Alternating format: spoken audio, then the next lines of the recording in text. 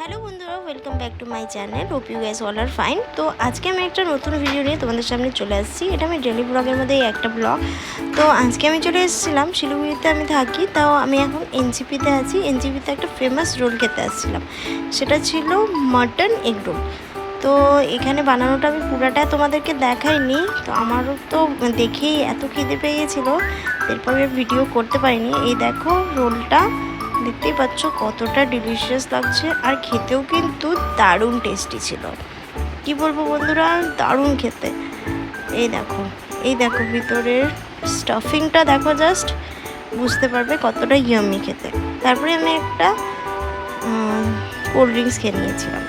তারপরে আস্তে আস্তে হাঁটতে হাঁটতে হাঁটতে হাঁটতে আমরা আবার বাড়ির দিকে চলে যাই। তো আজকে আমার এই ভিডিওটা কেমন লাগলো নিশ্চয়ই আমাকে কমেন্টে জানাবে। আজকে একটা মিনি ব্লগই তোমাদের সাথে শেয়ার করলাম, আশা করি তোমাদের সবার ভালো লাগবে। আমার এই চ্যানেলটাকে প্লিজ সাবস্ক্রাইব করে দিও, লাইক করে দিও, কমেন্টে নিশ্চয়ই জানিও কেমন লেগেছে আমার ভিডিওটা।